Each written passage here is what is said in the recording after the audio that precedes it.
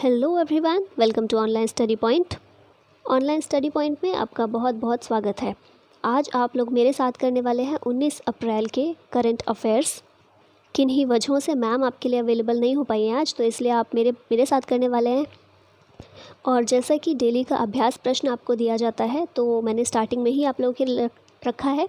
ये है कि हाल ही में किसने भारत में भारत पढ़े ऑनलाइन मुहिम की शुरुआत की है। आपके ऑप्शंस हैं रेल मंत्री, शिक्षा मंत्री, मानव संसाधन विकास मंत्री या फिर राज्य के मुख्यमंत्री। तो इस क्वेश्चन का सही आंसर आप लोग कमेंट बॉक्स में बताएंगे। और चलिए अब शुरुआत करते हैं बिना टाइम वेस्ट किए। तो हमारा पहला प्रश्न है, हाल ही में किस संगठन ने नियर बाय स्पॉट लॉन्च किया है। तो देखिए, लॉन्च तो किया है गूगल ने, ठीक है। नियर बाय स्पॉट किस लिए लॉन्च किया गया है? इसलिए लॉन्च किया गया है क्योंकि लॉकडाउन के चलते हम सभी ये जानते हैं कि सभी दुकानें नहीं खुली हुई हैं। तो ऐसे में जो भी पास के स्थानीय स्टोर हैं, दुकानें हैं या फिर किराने का सामान ढूंढने के लिए हमें यहाँ वहाँ ना जाना पड़े, हम गूगल के इस नियर बाय स्पॉट के ज़रिए पता लगा सकते हैं कि हमारे आसपास कि कौन से स्टोर खुले हुए हैं।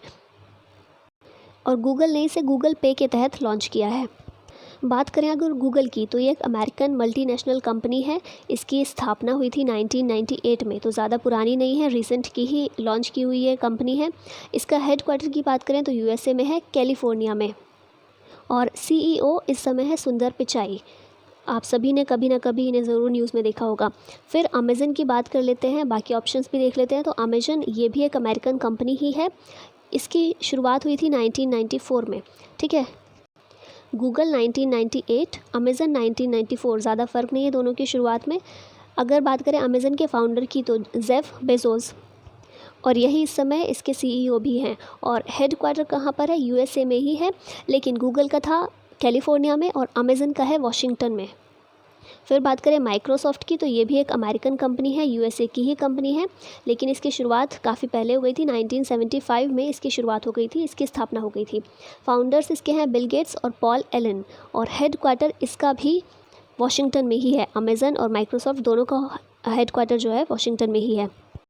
और माइक्रोसॉफ्ट के सीईओ हैं सत्य नडेला। और फिर आते हैं हमारे लास्ट ऑप्शन पर, जो कि है Flipkart. Flipkart Indian e commerce company है और बहुत नई है ये। इन चारों में 2007 में इसकी स्थापना हुई थी। हेडक्वार्टर है बेंगलुरु में। और इसके फाउंडर्स कौन कौन हैं? तो सचिन बंसल और बिनी बंसल, ये दोनों फाउंडर्स हैं। और इस समय सीईओ हैं कल्याण कृष्णमूर्ति।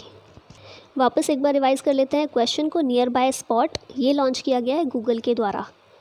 नेक्स्ट क्वेश्चन है हमारा, आरबीआई ने रिवर्स रेपो रेट में की 0.25% की कटौती के साथ ही लिक्विडिटी मैनेजमेंट के लिए कितने करोड़ रुपए देने की घोषणा की है। तो यहाँ से दो चीज़ें आपको पता चल रही हैं। एक तो है कि 0.25% की कटौती की है रिवर्स रेपो रेट में। रिवर्स रेपो रेट क्या होता है? आई होप आप सभी जानते ही होंगे। रिवर्स रेपो रेट होता है कि सेंट्रल बैंक जो कि है हमारा आरबीआई के पास जितने भी कमर्शियल बैंक हैं, वो सभी जो राशि रखते हैं, रिज़र्व करके रखते हैं, जमा करके रखते हैं, उन पर जो आरबीआई उन्हें इंटरेस्ट देता है, उसे कहा जाता है रिवर्स रेपो रेट। तो उसमें 0.25% की कटौती की है। उसके साथ ही लिक्विडिटी मैनेजमेंट के लिए 50,000 करोड़ रुपए देने की घोषणा की है। और ये क्यों किया गया है? ये इसलिए किया गया है ताकि आरबीआई जब ये 50,000 करोड़ रुपए का 50,000 करोड़ रुपए देगी बाकी बैंक्स को, तो बैंक लोगों को उधार ज़्यादा दे सकते हैं। और जब बैंक उधार देंगे तभी लोगों के पास पैसा जाएगा और फिर लिक्विडिटी मैनेजमेंट इस तरह से होगी। लिक्विडिटी क्या होता है? लिक्विडिटी यानी कि तरलता, मतलब कि हम आसानी से जब एक्सचेंज कर सकें, हमें पैसे की ज़रूरत है और कोई ऐसी चीज़ जो बहुत क्विकली पैसों में चेंज हो सके। जैसे कि अगर हम बात करें प्रॉपर्टी की, तो प्रॉपर्टी ऐसी चीज़ है कि हम तुरंत उसको बेच के पैसा नहीं ले सकते, ठीक है। तो लिक्विडिटी में वो चीज़ें आएंगी जो तुरंत ही तरलता का काम करें, तुरंत ही पैसे उपलब्ध कराएँ। और लिक्विडिटी मैनेजमेंट का काम होता है बैंक्स का और मेनली आरबीआई का। तो उसी को करने के लिए आरबीआई ने 50,000 करोड़ रुपए बाकी बैंक्स को देने की घोषणा की है। नेक्स्ट क्वेश्चन है, हाल ही में किस मंत्रालय ने सहयोग मोबाइल एप्लीकेशन जारी किया है। तो ये जारी किया गया विज्ञान और प्रौद्योगिकी मंत्रालय के द्वारा। क्यों किया गया है? अभी हमें पता है कोरोना वायरस कोविड-19 का जो चल रहा है अभी, उसी को लेकर जो मोबाइल एप्लीकेशंस हैं या जो भी वेबसाइट या जो भी लॉन्च किया जा रहा है उसी को लेकर, तो उसी के लिए भी किया गया विज्ञान और प्रौद्योगिकी मंत्रालय के द्वारा। और सर्वे ऑफ इंडिया के तहत, सर्वे ऑफ इंडिया के सहयोग से विज्ञान और प्रौद्योगिकी मंत्रालय ने इसको जारी किया है। अभी बात करें मंत्री कौन है, साइंस एंड टेक्नोलॉजी के विज्ञान और प्रौद्योगिकी मंत्रालय के मंत्री हैं डॉक्टर हर्षवर्धन। और न सिर्फ इसके बल्कि पृथ्वी विज्ञान मंत्रालय और स्वास्थ्य और परिवार कल्याण मंत्रालय, इनके भी मंत्री अभी फ़िलहाल डॉक्टर हर्षवर्धन ही हैं। और बाकी ऑप्शंस जो हैं कॉरपोरेट मामलों के मंत्रालय, तो इनके मिनिस्टर ऑफ स्टेट हैं भूपेंद्र ठाकुर। और सामाजिक न्याय और अधिकारिता मंत्रालय के मंत्री हैं इस समय थावरचंद गहलोत। और मैंने एक शब्द का यूज़ किया था विज्ञान और प्रौद्योगिकी मंत्रालय और सर्वे ऑफ इंडिया ने मिलकर सहयोग मोबाइल एप्लीकेशन जारी किया है। तो सर्वे ऑफ इंडिया की अगर बात करें तो इसकी स्थापना हुई थी 1767 में, ठीक है, आज़ादी से बहुत पहले की बॉडी है ये। और इसका हेड क्वार्टर भी याद रखिएगा, इसका हेड क्वार्टर है उत्तराखंड में, उत्तराखंड के देहरादून में इसका हेड क्वार्टर है। और इस समय सर्वेयर जनरल ऑफ इंडिया है लेफ्टिनेंट जनरल गिरीश कुमार, याद रखिएगा। नेक्स्ट क्वेश्चन है कोविड-19 नमूनों का पूल परीक्षण शुरू करने वाला पहला राज्य या फिर केंद्र शासित प्रदेश कौन सा है। तो किसने पूल परीक्षण शुरू किया है, तो ये राज्य है उत्तर प्रदेश। और ICMR, Indian council of medical research, इसने अनुमति दी है यूपी को कि ये पूल परीक्षण शुरू कर सकता है। यूपी ने क्यों शुरुआत की है, क्योंकि यूपी में बहुत ज़्यादा 500 प्लस मामले देखने को मिले हैं यूपी में, तो इसीलिए पूल परीक्षण की शुरुआत की गई। पूल परीक्षण होता क्या है, इसे एक तरह से समूह परीक्षण भी बोल सकते हैं। इसमें क्या होता है कि कई सारे टेस्ट किए जाते हैं और उनको मिक्सअप कर दिया जाता है, फिर इंस्टेंट उठाए जाते हैं टेस्ट। और अगर 10 टेस्ट ऐसे हैं जो नेगेटिव पाए गए हैं, तो ये माना जाता है कि जितने भी टेस्ट किए गए हैं मोस्टली उनमें नेगेटिव ही हैं सारे। और अगर ऐसा होता है कि पॉजिटिव टेस्ट पाए गए हैं, मतलब ये जो 10 टेस्ट उठाए जाते हैं उनमें अगर कोई पॉजिटिव, ज़्यादातर पॉजिटिव पाए जाते हैं, तो फिर व्यक्तिगत परीक्षण किया जाता है। तो इससे क्या होता है, आसानी से और जल्दी से टेस्ट हो जाता है, कई सारे लोगों का एक साथ टेस्ट संभव हो पाता है। अब बात कर लें ICMR की, हमने बात की थी। तो ICMR की स्थापना हुई थी 1911 में। और ICMR जो नाम था इसका, वो पहले नहीं था, IRFA के रूप में इसकी स्थापना की गई थी। बाद में ICMR 1949 में ICMR इसका नाम पड़ा। हेड क्वार्टर नई दिल्ली में है और इस समय सेक्रेटरी और डायरेक्टर जनरल हैं डॉक्टर बलराम भार्गव, याद रखिएगा। नेक्स्ट क्वेश्चन है हाल ही में कौन सा ऐप 5 करोड़ डाउनलोड तक पहुंचने वाला दुनिया का सबसे तेज़ ऐप बन गया है। तो ये ऐप है आरोग्य सेतु। आई होप आप सभी के मोबाइल फ़ोन में ये ज़रूर होगा और हमारे प्रधानमंत्री जी भी इसके लिए बहुत बार बोल चुके हैं कि ये ऐप डाउनलोड करने के लिए। ये जो है दुनिया का सबसे तेज़ ऐप बन गया है क्योंकि केवल 13 दिनों में ये 5 करोड़ डाउनलोड्स तक पहुंच गया है। बाकी ऑप्शंस देखें तो ये भी बहुत फेमस हैं ये ऐप्स भी। जैसे कि बात करें अगर फेसबुक की, तो फेसबुक की शुरुआत हुई थी 2004 में, बहुत पुराना नहीं है, बहुत ही नया ऐप है ये और लगभग सभी लोग इसको यूज़ कर ही रहे होते हैं। इसकी हेडक्वार्टर की बात करें तो कैलिफोर्निया में है इसका हेडक्वार्टर और CEO और चेयरमैन इस समय है मार्क जुकरबर्ग। और अभी फ़िलहाल मैं इसके डाउनलोड्स देख रही थी, चेक कर रही थी, तो 5 बिलियन प्लस डाउनलोड्स उसमें मुझे देखने को मिले थे। लेकिन क्योंकि बात हो रही है दुनिया का सबसे तेज़ ऐप जो बताया जा रहा है 5 करोड़ 13 दिनों के अंदर हुए हैं, तो फेसबुक के स्टार्टिंग में कितने डाउनलोड्स थे ये हम नहीं पता कर सकते अभी। फ़िलहाल के लिए 5 बिलियन प्लस थे, ठीक है। और गूगल की बात करें तो उसकी बात हम स्टार्टिंग में कर ही चुके हैं। टिकटॉक पर आए तो ये तो बहुत ही रिसेंट है, 2016 में इसकी शुरुआत हुई थी और जो वर्ल्ड वाइड ये हुआ 2018 में हुआ, जब म्यूज़िकल लाई, इससे पहले म्यूज़िकल लाई एक ऐप होती थी, तो इसके साथ मर्ज कर दिया गया 2018 में और इसके बाद ये वर्ल्ड वाइड हो गई है ऐप। हम सभी जानते हैं चाइनीज़ ऐप है ये और इसके डाउनलोड्स भी अभी फ़िलहाल 1 बिलियन प्लस के करीब हैं। स्टार्टिंग में कितने थे इसमें भी हम नहीं बोल सकते हैं। तो आरोग्य सेतु ये दुनिया का सबसे तेज़ ऐप बन गया है जिसने 13 दिनों में ही 5 करोड़ डाउनलोड्स जिसके हो चुके हैं। फिर नेक्स्ट क्वेश्चन है भारत के किस राज्य के वैज्ञानिकों ने कोविड-19 वायरस का जीनोम की खोज की है। तो आप यहाँ ये देखकर समझ ही गए होंगे ये राज्य कौन सा है, ये है गुजरात। और गुजरात बायोटेक्नोलॉजी रिसर्च सेंटर ने इसकी खोज की है और ये जीनोम की खोज होने के बाद फ़ायदा ये सबसे बड़ा होने वाला है कि इसकी वैक्सीन के लिए वैक्सीन बनाना काफ़ी आसान हो जाएगा। गुजरात की बात करें तो CM विजय रूपानी है, गवर्नर आचार्य देवव्रत, आप अक्सर ये सब याद करते ही रहते हैं। और गुजरात के पॉलिटिकल सिस्टम की बात अगर करें तो यूनिकैमरल है। यूनिकैमरल यानी कि यहाँ सिर्फ विधानसभा है, विधान परिषद नहीं है। हम जो पॉलिटी की सीरीज़ कर रहे हैं उसमें हमने पूरा अच्छे से देखा था। तो गुजरात यूनिकैमरल है। 182 सीट्स हैं यहाँ पर। राज्यसभा की सीट्स यहाँ से 11 हैं और लोकसभा की 26 सीट्स। ठीक है, लोकेशन आप यहाँ पर देख सकते हैं। यहाँ से ही कर्क रेखा भी निकलती है, मैंने थोड़ा नीचे बता दी, हल्की सी ऊपर ऐसे होकर जाती है। तो अभी आप ये बताइए, गुजरात तो आता ही है जो कर्क रेखा पर पड़ता है। गुजरात के साथ में और कितने स्टेट्स हैं जो कर्क रेखा जिनसे होकर गुजरती है। नेक्स्ट क्वेश्चन है, नोमुरा की अर्थशास्त्री सोनल वर्मा के मुताबिक भारतीय अर्थव्यवस्था कितने वर्ष में पहली बार पूरे वर्ष कमज़ोर रहेगी। तो सोनल वर्मा जो अर्थशास्त्री हैं, इन्होंने कहा कि भारतीय अर्थव्यवस्था 40 वर्षों में पहली बार ऐसा होगा जब पूरे वर्ष भारतीय अर्थव्यवस्था कमज़ोर रहने वाली है।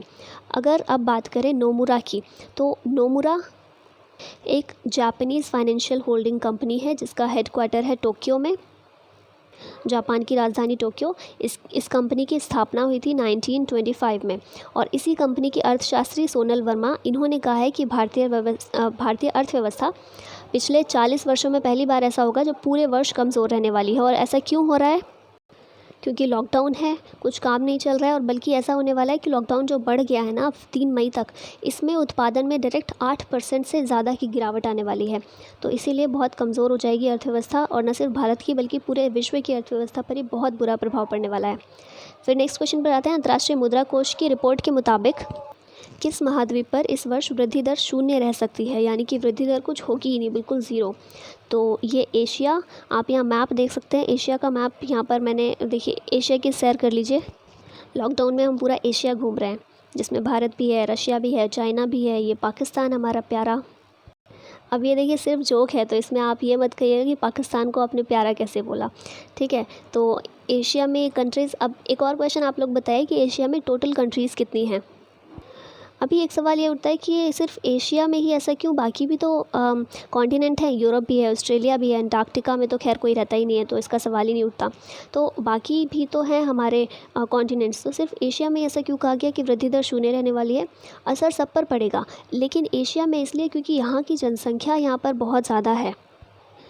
आप चाइना और इंडिया को ही ले लीजिए, विश्व के सबसे बड़े जनसंख्या वाले जो देश हैं एशिया में ही हैं, बाकी भी, और साथ ही में पॉपुलेशन डेंसिटी बहुत है, गरीबी भूखमरी जैसी प्रॉब्लम्स पहले से ही हैं, तो यहाँ पर प्रॉब्लम ज़्यादा बढ़ने वाली है लोगों के लिए, और बाकी असर तो पूरे विश्व पर ही पड़ेगा इसका। नेक्स्ट क्वेश्चन है हमारा, हाल ही में किस बैंक, अच्छा नेक्स्ट क्वेश्चन में एक चीज़ और, हमने यहाँ पर अंतर्राष्ट्रीय मुद्रा कोष देखा था, थोड़ा इसको भी देख लेते हैं। तो IMF की बात करें, इसकी शुरुआत हुई थी 1945 में। ठीक है, स्थापना जो हुई थी, हेडक्वार्टर वाशिंगटन DC में है। ज़्यादातर चीज़ें जो बड़े बड़े संगठन हैं, संस्थाएं हैं, इनके हेडक्वार्टर्स USA में ही देखने को मिलेंगे, और वाशिंगटन DC में तो बहुत ज़्यादा। तो इसका भी वाशिंगटन DC में है। मेंबर इसकी कंट्रीज़ कितनी है, 189 टोटल कंट्रीज़ है जो इसकी मेंबर है इस समय। और MD क्रिस्टलिना जॉर्जीवा, और चीफ़ इकोनॉमिस्ट, ये बहुत इंपॉर्टेंट है और आपने बहुत नाम इनका सुना होगा जब ये बनी थी। चीफ़ इकोनॉमिस्ट इस समय है गीता गोपीनाथ, जो कि भारतीय मूल की हैं। फिर नेक्स्ट क्वेश्चन है, हाल ही में किस बैंक ने ATM लेन देन पर लगने वाला सेवा शुल्क माफ़ किया है। तो ये किया गया SBI के द्वारा, स्टेट बैंक ऑफ इंडिया, इसके द्वारा ATM लेन देन पर जो भी शुल्क लगता है उसे माफ़ कर दिया गया है फ़िलहाल के लिए। अब SBI की बात कर लेते हैं। इसकी स्थापना हुई थी 1 जुलाई 1955 को। एक मैं करेक्शन यहाँ पर करना चाहूँगी, लास्ट वीडियो जो हमने की थी वीकली करंट अफेयर्स की, अब आपको कल फिर से मिलने वाली है। वो जो लास्ट हमने की थी उसमें मैंने SBI की स्थापना 2005, मतलब स्थापना नहीं, मैंने बताया था SBI का जो नामकरण हुआ था एज SBI वो 2005 में हुआ था, तो ये गलती से हो गया था। 1955 में इसकी स्थापना हुई थी। 2005 में क्या हुआ था कि 5 बैंक्स को SBI में मर्ज कर दिया गया था। ठीक है, तो ये करेक्ट कर लीजिएगा। वैसे आप लोगों ने, कई लोगों ने उसको करेक्ट कर दिया था वहीं पर। तो इसकी स्थापना हुई थी 1955 में। हेडक्वार्टर है इसका मुंबई में, और इस समय अध्यक्ष हैं रजनीश कुमार। इसके अलावा देखिए यहाँ पर PNB बैंक की भी बात की गई है, ऑप्शन में है। PNB बैंक की बात करें तो 1894 में इसकी शुरुआत हुई थी, तो काफ़ी पहले शुरुआत हुई थी, काफ़ी पुराना बैंक है ये। इसका हेडक्वार्टर है नई दिल्ली में, और फाउंडर कौन कौन है ये बहुत इंपॉर्टेंट है, याद रखने लायक है। दयाल सिंह मजीठिया और लाला लाजपत राय, ये दोनों इसके फाउंडर्स रहे हैं, और चेयरमैन इस समय है सुनील मेहता। और इसके अलावा MD और CEO वो हैं SS मल्लिकार्जुन राव। और ये जो HDFC की बात यहाँ पर की गई है, HDFC के बारे में देख लें तो 1994 नया ही है और ये इंडिया का लार्जेस्ट प्राइवेट सेक्टर लेंडर है, ये इसके बारे में याद रखिएगा। और इसका हेडक्वार्टर है मुंबई में। फिर हमारा लास्ट क्वेश्चन है आज का, हाल ही में किसे WWF इंडिया का एम्बेसडर नियुक्त किया गया है? तो ये शतरंज के खिलाड़ी वर्ल्ड फेमस विश्वनाथन आनंद, इन्हें एम्बेसडर नियुक्त किया गया है WWF इंडिया का। अब अगर बात कर लें WWF इंडिया की, तो WWF की ही ये इंडिया की शाखा है, ठीक है, ऑटोनॉमस बॉडी है जो भारत में काम करती है। 1969 में इसकी शुरुआत हुई थी। अब आप लोग बोलेंगे कि WWF क्या है, ठीक है, तो WWF यानी कि world wide fund for nature, इसकी शुरुआत हुई थी 1961 में। चैरिटेबल ट्रस्ट है एक ये, जो नेचर के कंजर्वेशन के लिए फ़ंड इकट्ठा करती है। तो इसकी शुरुआत हुई थी 1961 में और WWF इंडिया 1969 में इसने काम करना शुरू किया था। और WWF की बात करें तो इसका हेडक्वार्टर है स्विट्ज़रलैंड में। एक क्वेश्चन और आप लोगों के लिए, स्विट्ज़रलैंड की राजधानी क्या है ये बताइए कमेंट बॉक्स में। और जितने भी क्वेश्चन पूछे हैं सभी का आंसर देने की कोशिश कीजिएगा। और इसी के साथ हमारी आज की ये वीडियो यहीं समाप्त होती है। तो फिर मिलते हैं वीकली करंट अफेयर्स के साथ। तब तक के लिए बाय बाय, टेक केयर और जय हिंद।